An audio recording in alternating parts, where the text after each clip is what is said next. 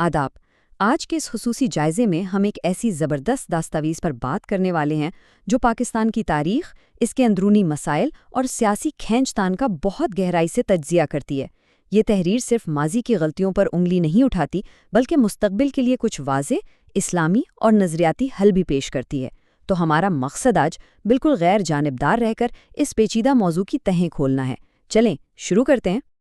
आज हम जिन अहम नुकात पर बात करेंगे उनमें शामिल हैं 1947 के वो इब्तदाई चैलेंजेस, सिविल और मिलिट्री ताल्लुकात की हरकयात, गैरिजन स्टेट के तसव्वुर का तज्जिया, हमारे आज के जदीद बहरान और आखिर में वो नज़रियाती हल जो इस तहरीर में तजवीज़ किए गए हैं। हिस्सा अव्वल 1947 के इब्तदाई चैलेंजेस। ज़रा देखते हैं कि बिल्कुल शुरुआत में ही इस नई रियासत को कैसे कैसे पहाड़ जैसे मसाइल का सामना करना पड़ा। अब देखें, जब पाकिस्तान दुनिया के नक्शे पर उभराना तो ये कोई आम सा वाकया नहीं था। सबसे पहला और बड़ा झटका था लाखों मुहाजिरीन की आबादकारी का मसला। सोचिए, एक नया मुल्क और इतने सारे लोग जिन्हें छत चाहिए थी। फिर हैरत की बात यह है कि 1956 तक हमारे पास कोई मुत्तफ़िका आईन ही नहीं था, यानी रियासत चलाने का कोई बुनियादी कानूनी खाका ही मौजूद नहीं था। ऊपर से हमारी मईशत पूरी तरह ज़राअत पर खड़ी थी और सनती तरक्की में ताख़ीर ने मामलात को मज़ीद उलझा कर रख दिया था। और अगर आप इस वक्त की माशी मजबूरियों का अंदाज़ा लगाना चाहें तो बस ये सुन लें। इस दस्तावेज़ के मुताबिक रिज़र्व बैंक ऑफ इंडिया ने पाकिस्तान के हिस्से के 75 करोड़ रुपए में से अंदाज़ा लगाएं कितने दिए? सिर्फ 20 करोड़ रुपए। जी हाँ, बिल्कुल। इसका सीधा सा मतलब ये था कि नई नवेली हुकूमत के पास रोज़मर्रा के रियासती उमूर चलाने के लिए भी पैसे ना होने के बराबर थे। हिस्सा दूम, सिविल और फौजी हरकियात। अगर हम पिछली चंद दहाइयों पर नज़र डालें ना, तो पाकिस्तान की तारीख एक अजीब से झूले की तरह लगती है। कभी फौजी मुदाखलत तो कभी जमहूरी हुकूमतें। ज़रा सोचिए, 1918 में अयूब खान का पहला मार्शल लॉ आता है। फिर 70 की दहाई का भुट्टो दौर, जो कि एक जमहूरी दौर था। उसके बाद फ़ौरन 1977 में ज़ियाउल हक का दौर। फिर 1988 से लेकर 1999 तक जमहूरियत बार बार आती और जाती रही, और फिर 1999 में परवेज़ मुशर्रफ का दौर आ गया। ये पूरा चक्कर हमें बताता है कि रियासत के अंदर कितना अदम इस्तेहकाम रहा है। अब यहाँ एक बड़ा सवाल पैदा होता है कि आखिर ऐसा हुआ क्यों? ये दस्तावेज़ बड़ी गैर जानिबदाराना बहस करती है कि फ़ौज का इंतज़ामी और सियासी किरदार इतना क्यों बढ़ा। इसके चंद बड़े मुहर्रिकात थे। पहला तो ये कि बानियान पाकिस्तान की जल्द वफ़ात से क़यादत का एक बहुत बड़ा खला पैदा हो गया। दूसरा, अंग्रेज़ों का छोड़ा हुआ वो इस्तेमारी और ब्यूरोक्रेटिक निज़ाम। तीसरा, जागीरदारी की मजबूत जड़ें।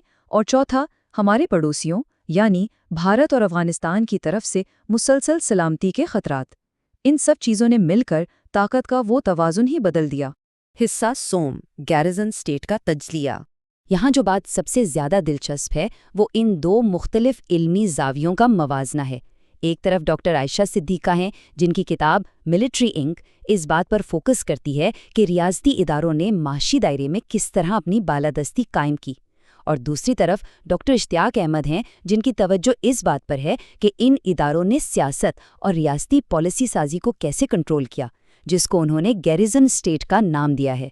ये दोनों नज़रिए सूरत हाल के दो मुख्तलिफ मगर बहुत अहम रुख दिखाते हैं। और इसी गुफ्तगू में एक ख़ास इस्तिलाह सामने आती है, मुलब्बस। ये डॉक्टर सिद्दीक़ा की वज़ा करदा इस्तिलाह है। इसका मतलब क्या है? दरअसल ये उस वसी माशी और कारोबारी नेटवर्क का नाम है जो फ़ौजी असर रसूख के साथ जुड़ा हुआ है। तहरीर कहती है कि ये असर रसूख सिर्फ सिक्योरिटी या सरहदों तक महदूद नहीं है, बल्कि ये मईशत की रगों में उतरा हुआ है। और रियासती ताकत के तवाज़ुन को समझने के लिए इसको समझना बहुत ज़रूरी है। अब ये सब जानने के बाद ये तहरीर हमें एक लम्हे के लिए रुक कर सोचने पर मजबूर कर देती है। क्या होता अगर, ज़रा सोचिए, क्या होता अगर 1950s की दहाई में ही हमारा एक मजबूत मुत्तफ़िका आइन बन गया होता? या फिर क्या होता अगर हम अंग्रेज़ों के बनाए हुए उन इस्तेमारी क़वानीन को बरवक्त ख़त्म कर देते? इन सवालात का मकसद सिर्फ ये एहसास दिलाना है कि तारीख़ के इन चौराहों पर लिए गए फ़ैसलों ने ही आज की सूरत हाल की बुनियाद रखी है। हिस्सा चहारम, जदीद बुहरान और अक्कासी। 71,300 ارب روپے! ذرا ایک سیکنڈ کے لیے اس ہندسے پر غور کریں، یہ کوئی معمولی رقم نہیں ہے۔ تحریر کے مطابق اس وقت ہمارا ملک اس خوفناک حد تک بڑے قرضے کے بوجھ تلے دبا ہوا ہے۔ یہ اس بات کا جیتا جاگتا ثبوت ہے کہ پچھلی کئی دہائیوں کے ساختہ اور معاشی مسائل جب اکٹھے ہوئے تو انہوں نے آج کے اس خطرناک بحران کو جنم دیا۔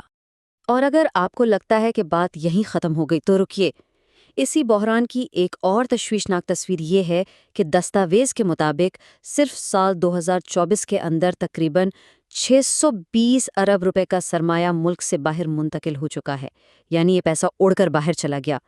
یہ اعداد و شمار عدم استحکام اور لوگوں کے ٹوٹتے ہوئے اعتماد کی ایک بہت ہی واضح اور سچی کہانی سناتے ہیں۔ حصہ پنجم، مجوزہ نظریاتی حل۔ اب تک ہم نے مسائل اور ان کی وجوہات دیکھیں، اب دیکھتے ہیں کہ یہ دستاویز بحالی کے لیے کیا اسلامی نظریاتی فریم ورک تجویز کرتی ہے۔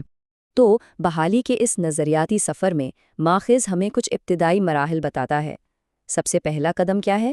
مایوسی کو مکمل طور پر مسترد کرنا، کیونکہ اسے کفر کے مترادف کہا گیا ہے۔ اس کے بعد صرف اپنی ذات یا اپنے فائدے تک محدود رہنے کے بجائے پورے معاشرے کی اجتماعی ذمہ داری اٹھانا، اور تیسرا اہم قدم ایک ایسے نظام تعلیم کی تشکیل کرنا ہے جس کی بنیاد خالصتاً اسلامی اصولوں پر رکھی گئی ہو۔ اور یہاں سب سے اہم نقطہ یہ ہے کہ اس پورے نظریاتی حل کا جو مرکز ہے وہ دراصل ایک ہی لفظ میں سمایا ہوا ہے، اور وہ ہے عدالت، یعنی مکمل انصاف۔ تحریر بڑی شدت سے یہ بات کہتی ہے کہ یہ عدالت صرف کچہریوں تک محدود نہیں ہونی چاہیے، اسے ہماری سیاسی قیادت، قانون، معاشی مواقع اور سماجی برابری غرض ہر سطح پر نافذ ہونا چاہیے۔ بصورت دیگر کوئی بھی حقیقی ترقی ممکن ہی نہیں ہے۔ اب اس قانونی برابری کے تصور کو مزید واضح کرنے کے لیے دستاویز اسلامی تاریخ کا ایک انتہائی طاقتور حوالہ پیش کرتی ہے۔ وہ ہے پیغمبر اسلام صلی اللہ علیہ وسلم کا یہ تاریخی فرمان کہ اگر ان کی اپنی بیٹی فاطمہ بھی چوری کرتی تو اسے بھی وہی سزا ملتی جو کسی اور کو ملتی۔ یہ اقتباس قانون کی حکمرانی کی ایک بے مثال اور غیر جانبدار تصویر پیش کرتا ہے کہ مثالی عدالت وہ ہے جہاں طاقتور اور کمزور سب ایک برابر ہوں اور کوئی قانون سے بالاتر نہ ہو۔ خیر، جب بات معاشی عدالت کی آتی ہے تو یہاں ایک بہت ہی زبردست موازنہ دکھایا گیا ہے۔ ماخذ یہ دلیل دیتا ہے کہ اسلامی اصول تو وسائل کی بالکل مساوی تقسیم کا مطالبہ کرتے ہیں تاکہ معاشرے میں امیر اور غریب کے طبقات نہ بنیں۔ اب اس کا موازنہ کیا گیا ہے 1960 کی دہائی کے اس مشہور معاشی ماڈل سے، جب ہوا یہ تھا کہ ملک کی ساری دولت گھوم پھر کر صرف 22 خاندانوں کے پاس سمٹ کر رہ گئی تھی اور باقی بیچاری پوری آبادی غربت کی چکی میں پس رہی تھی۔ اسی طرح ایک اور بڑا حل جس پر تحریر بہت زور دیتی ہے وہ ہے اس استعماری وراثت کا مکمل خاتمہ۔